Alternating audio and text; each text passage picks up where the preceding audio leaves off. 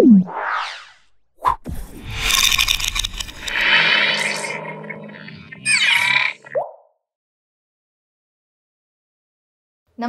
నేను మీ మాధురి.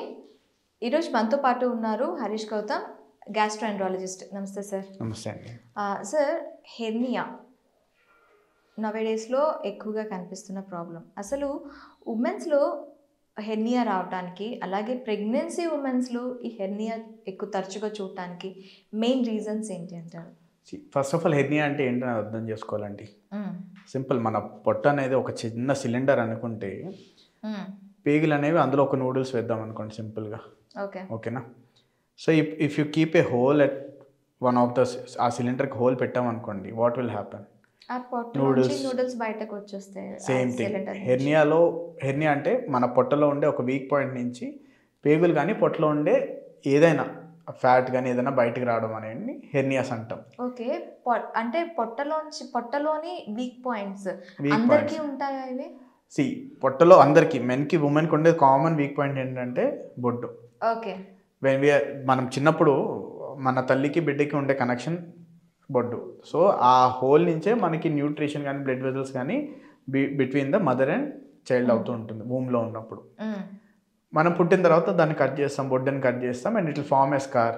మనకి దెబ్బ తగిలినప్పుడు బ్లాక్గా ఎట్లా స్కార్ ఫామ్ అవుతుందో సేమ్ అదే అక్కడ బొడ్డులో స్కార్ ఫామ్ అయిపోయి it is the weakest point of our abdomen. దానిలో పొట్టలో ప్రెషర్ పెరిగే కొద్దీ, ఎస్పెషల్లీ ఇన్ ఉమెన్, మన ప్రెగ్నెన్సీ అన్నప్పుడు the size increases, it stretches to it's 3 or 4 times the size. Stretch అయినప్పుడు వీక్ పాయింట్ ఏదైతే అదే ఓపెన్ అవుతుంది కదండి. సో బొడ్డు అనేది వీక్ పాయింట్ కాబట్టి అది ఓపెన్ అయిపోతుంది. ఓకే, బొడ్డు అంటే పైన స్కిన్ కాదు, లోపల ఉండే మజిల్ గురించి మాట్లాడుతున్నాం మనం. So skin will be intact, but లోపల మజిల్లో ఏదైతే హోల్ ఉందో అది ఓపెన్ అవుతుంది.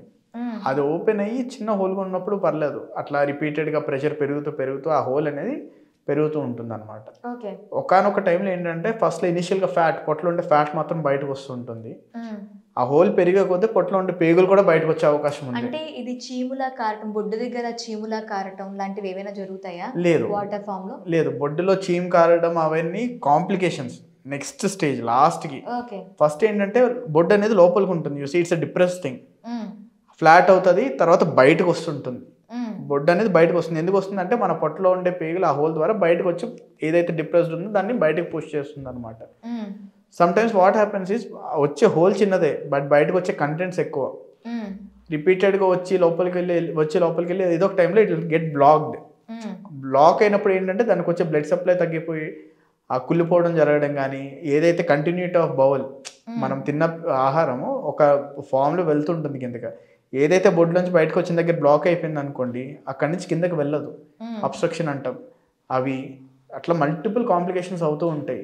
టు దట్ ఎక్స్టెంట్ ఆ పేగు ఏదైతే ఉండి బ్లాక్ అయ్యి బ్లడ్ సప్లై లేని పేగు కుళ్ళిపోయే అవకాశాలు కూడా అవుతుంటాయి. So you should not wait till that extent. Okay, so ఇప్పుడు మీరు అన్నారు ప్రెజర్ పాయింట్లు. ఈ ప్రెజర్ పెరగడానికి మెయిన్ రీజన్స్ ఏంటి అంటారు? కంటిన్యూస్గా తగ్గడం అండి. తగ్గినప్పుడు you feel that your abdomen, మన చాలాసార్లు బాడీ పెయిన్స్ ఉన్నప్పుడు తగ్గితే you will feel more pain in the abdomen లంగ్స్లో కన్నా. సో కంటిన్యూస్గా తగ్గడం కానీ, స్ట్రెయినింగ్, మన మోషన్ కానీ యూరిన్ వెళ్ళినప్పుడు కానీ స్ట్రెయిన్ చేస్తుంది. కొంతమంది కాన్స్టిపేషన్ నుండి ముక్కుతుంటారు.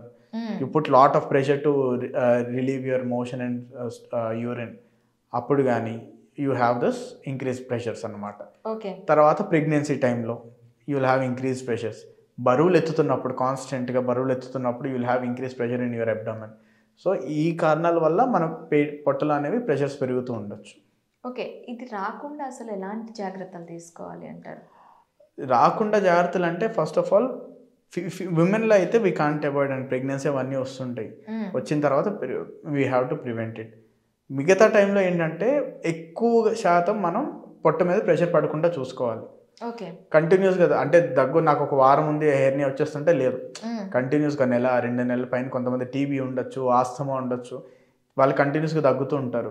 వాళ్ళలో కానీ constipation, daily you have to go and strain while passing motion వెళ్ళిన ప్రతిసారి మీరు ప్రెస్ చేస్తూ ఉంటారు. అండ్ కాన్స్టిపేషన్ ఉన్న వాళ్ళు ఏంటంటే ఒక్కసారితో కాదు, they will have to go to 2-3 times in a day. ప్రతిసారి they will be putting lots of pressure. తర్వాత మెన్లో అయితే ప్రోస్టేట్ ప్రాబ్లమ్స్ కూడా ఉంటుంటాయి కొంతమందికి. They have to strain every time they are passing urine. ఈ అన్ని రీజన్స్లో ద ప్రెషర్ విల్ ఇంక్రీజ్. ఇవన్నీ కాకుండా చూసుకోవాలి. కాన్స్టిపేషన్ అవాయిడ్ చేసుకోవాలి. దగ్గుంటే ఎవరైనా if it's for long time go consult. ఈ దగ్గు రీజన్ ఏంటి, దానికి రెమెడీ తీసుకోవాలి. కాన్స్టిపేషన్ ఉంటే మెడిసిన్స్ కానీ డైట్ మోడిఫికేషన్స్ కానీ చేసుకుంటూ ఉండాలి. అండ్ ఎక్కువ ఎక్సెసివ్ బరువులు ఎత్తుతున్నప్పుడు you have to make sure that your abdomen is well trained. Okay. And take. ఇప్పుడు ఈ హెర్నియాస్ ఫామ్ అయ్యేటప్పుడు మనకి గ్యాస్ట్రిక్ ట్రబుల్స్ వచ్చే అవకాశాలు ఏవైనా ఉంటాయా? ఎంతవరకు ఛాన్సెస్ ఉంటాయి? వెరీ రేర్ అండి. హెర్నియా వల్ల గ్యాస్ట్రిక్ ట్రబుల్స్ అనేవి రాదు, ఎందుకంటే పై పొట్ట అనేది సపరేట్ ఉంటుంది. యాజ్ ఆఫ్ మొత్తం పొట్టకు సంబంధించి ప్రాబ్లమ్స్ రావచ్చు అంటే రావచ్చు.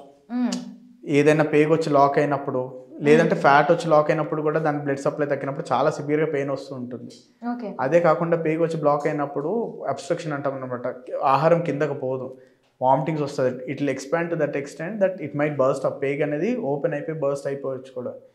అదే కాకుండా బ్లడ్ సప్లై ఏదైతే లోపలికి వచ్చిన దానికి బ్లడ్ సప్లై తగ్గిపోతే స్ట్రాంగులేషన్ అంటాం, బ్లడ్ సప్లై తగ్గిపోయి కుళ్ళిపోతుంది పేగు. So it's very complication. ఈ కాంప్లికేషన్స్ అన్ని అవాయిడ్ చేయడానికి మన హెర్నియాని ముందే రికగ్నైజ్ చేసి ముందే ట్రీట్మెంట్ చేసుకోవాల్సి ఉంటుంది. ఎలాంటి ట్రీట్మెంట్స్ ఉంటాయి దీనికి? చిన్న హెర్నియా 1 సెంటీమీటర్ కన్నా తక్కువ హెర్నియాలని అబ్జర్వ్ చేసుకునే ఛాన్స్ కూడా ఉన్నాయి. కొంతమంది they will be more careful, అంత కూడా అవసరం లేదన్నప్పుడు సర్జరీ చేసుకోవాలండి. దీనికి మెడిసిన్స్ ఏమీ లేవా? లేదండి. హెర్నియా అనేది హోల్ అనేదాన్ని మనం క్లోజ్ చేయాలి. ఇంకా చెప్పాలంటే ఇంకా రీఎన్ఫోర్స్మెంట్ కూడా చేస్తాం, మెష్ అనేది పెట్టి రీఎన్ఫోర్స్ చేస్తాం సో దట్ మళ్ళీ రాకుండా ఉండడానికి. సో దీనికి ఖచ్చితంగా ఆపరేషన్ సొల్యూషన్ అంటారు. 90% హెర్నియాకి ఆపరేషన్ సొల్యూషన్ అండి. హెర్నియాకి ట్రీట్మెంట్ ఏంటంటే ఆపరేషన్ ఒక్కటే, మందులు లేవు. ఏ ఆపరేషన్ చేయాలి, లాప్రోస్కోపిక్ అంటే కీ హోల్ సర్జరీ చేయాలా, ఓపెన్ ఆపరేషన్ చేయాలా, లేదంటే మెష్ పెట్టాలా, మెష్ పెట్టద్దా అనేవన్నీ మనం హెర్నియా సైజ్ కానీ, పేషెంట్ ఏజ్, పేషెంట్ ఫిట్నెస్, సర్జరీకి పట్టుకోగలడా లేదా, అవన్నీ ఫ్యాక్టర్స్ చూసుకొని will decide what surgery has to be done. Okay Gautam garu, thank you very much. Welcome.